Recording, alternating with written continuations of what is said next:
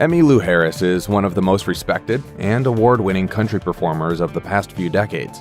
But how much do you really know about her life and her legendary career? Here's the untold truth of Emmylou Harris. Not only is she a talented musician, but Emmylou Harris is also wicked smart.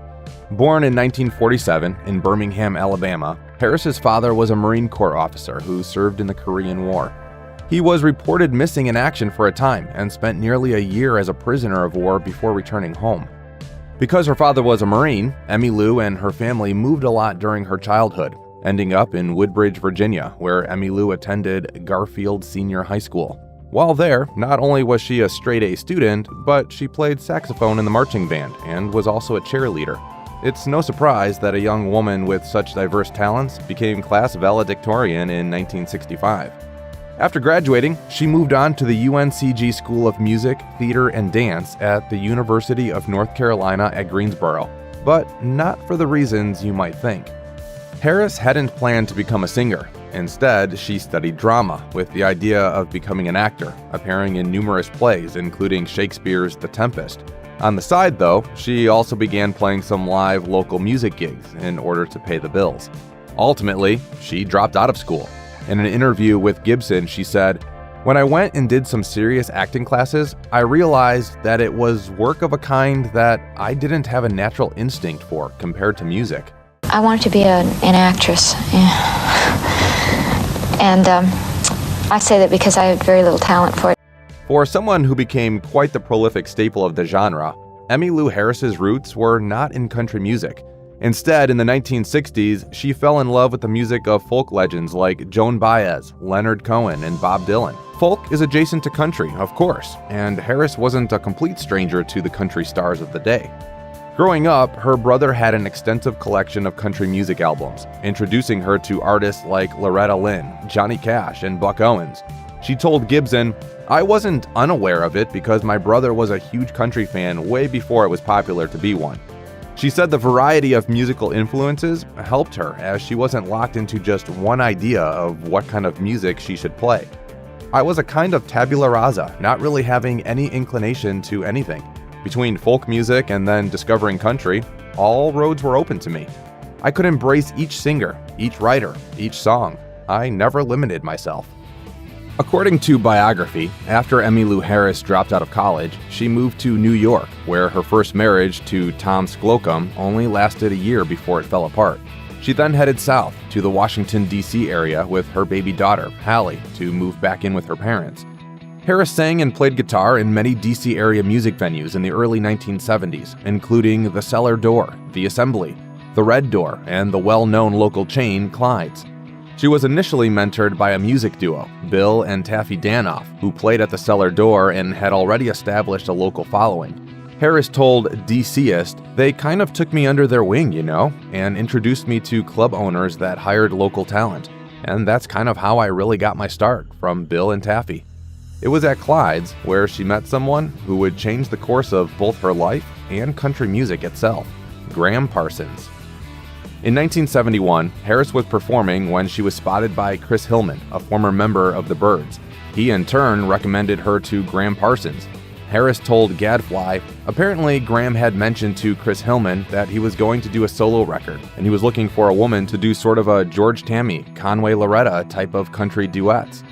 Parsons came out to meet her, and a year later, Harris got the call to come record a record with Parsons in Los Angeles. She also toured with Parsons and his band, the Flying Burrito Brothers, after they finished their album. Emmylou has always spoken very highly of her musical collaboration with Parsons, who bridged the gap between country and rock. There was definitely a sort of a country audience of kids who, like myself, hadn't really grown up with it. But Graham kind of made it cool. She told Gadfly, "I never had to struggle. It was almost like we were dancing partners who were able to fall into step with each other really quickly." Tragically, in 1973, Parsons died of a drug overdose at the age of just 26. Since then, Harris has sought to keep his musical memory alive, and in 1999, she produced a tribute album to Parsons entitled Return of the Grievous Angel, which included covers from artists like Beck, The Pretenders, and Lucinda Williams. Though she has had a fine solo career, Harris's time collaborating with Parsons set the stage for what would be a lifetime of high-profile musical collaborations both inside and outside of country music. The band, Tracy Chapman, Ryan Adams, Elvis Costello, Neil Young, and Bob Dylan are just some of the stars she has worked with.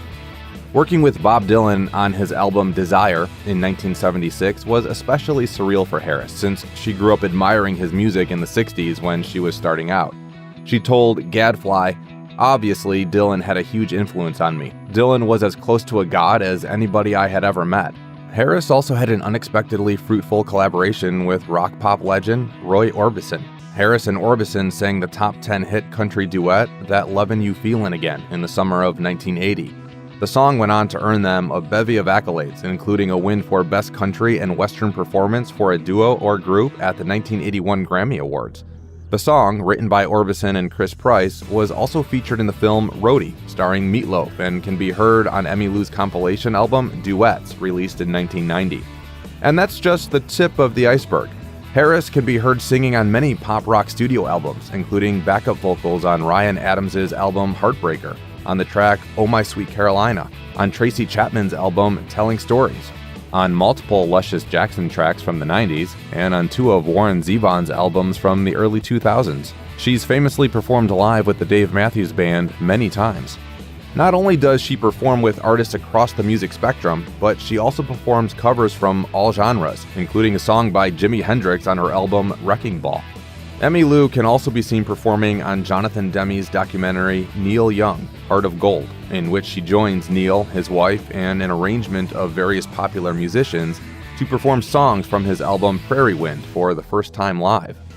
In the 1970s, Dolly Parton, Linda Ronstadt, and Emmylou Harris joined forces to pitch a collaboration album after experiencing a special, harmonious sound together. Harris told the Northwest Arkansas Democrat-Gazette that the first time they sang together, quote, "It was a glorious sound." Despite the fact that all three women were individually huge stars, selling them as a group wasn't as easy as one might assume. Ronstadt told Taste of Country, "Nobody wanted it. Nobody else thought it was a good idea except for us. The record company didn't want it. None of the managers wanted us to do it, and none of the record companies wanted us to do it, because we were on different labels, so we'd be competing with each other's."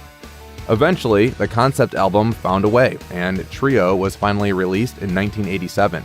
It proved to be a success, winning a Grammy, Vocal Event of the Year at the 1988 CMAs, and Album of the Year at the 1987 Academy of Country Music Awards. The album included the hit cover Mr. Sandman. The three had recorded it in 1978, but when their efforts to release Trio initially failed, Harris re-recorded the song with herself playing all three parts, and it hit the Billboard Top 40 in 1981. Still, it would be another 6 years before they were able to release the album Trio. It proved that they had been right all along, and in 1999, they reunited for a second successful album, Trio 2. You may not even realize you've heard Emmylou Harris's voice featured in film and television, but she's been featured on numerous high-profile soundtracks over the course of her long career. For instance, Emmylou sang the theme song A Love That Will Never Grow Old for the Oscar-winning film Brokeback Mountain. The song won multiple awards, including a Golden Globe for Best Original Song in a Motion Picture. Harris also joined fellow artists Alison Krauss and Gillian Welch to sing the folk song Go to Sleep You Little Baby for the soundtrack of the award-winning Coen Brothers film Oh Brother, Where Art Thou? The album became one of the only soundtracks in Grammy history to win Album of the Year in 2002. Harris has also contributed to soundtracks for The Horse Whisperer and The Songcatcher, among other films.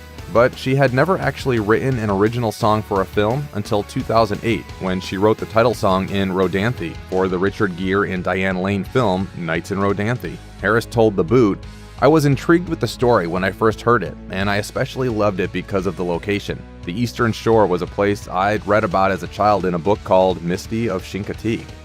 Promoting causes like feminism, ending racism, and ridding the world of landmines, Emmylou Harris is the organizer of an annual benefit tour called Concert for a Landmine-Free World. A portion of the proceeds also supports Vietnam vets. That's just one of her many causes. She has also joined fellow musician Sir Paul McCartney and the Dalai Lama, among others, to boycott Kentucky Fried Chicken due to their cruel practices in the factory farm and slaughterhouse business. She has also lent her talents numerous times to support Canadian musician Sarah McLachlan's Lilith Fair, including the first year's lineup in 1997, which is a celebration of women in music. Emmylou is a fervent supporter of her fellow female musicians and often acts as a mentor. Singer and Lilith Fair collaborator Jewel told Vanity Fair, "I'm a big Emmylou Harris fan." Emmylou Harris is also an avid animal activist and dog owner. She has partnered with PETA to build dog houses for pups in need of shelter. She has spoken out publicly about the need for pet owners to spay and neuter their furry family members, as well as to keep them indoors as opposed to being chained outside, particularly in the winter. In 2004, she founded a nonprofit dog rescue called Bonaparte's Retreat in Nashville, which is named after one of her dogs. Bonaparte is a haven for sheltered dogs to assist them in finding their forever families. They partner with Metro Nashville Animal Care and Control, as well as shelters within the surrounding area. Apparently, dogs come in handy as a touring musician. Harris said on the Bonaparte's Retreat website, "Once you have the experience of having a dog on the road with you, you don't realize how lonely you've been without one." Emmylou Harris is one of only 67 exclusive members of country music's most prominent and illustrious organizations, the Grand Ole Opry in Nashville, Tennessee. So, how did Harris earn her spot? Credentials like music sales, radio presence, a musician's touring history factor into the Opry's decision.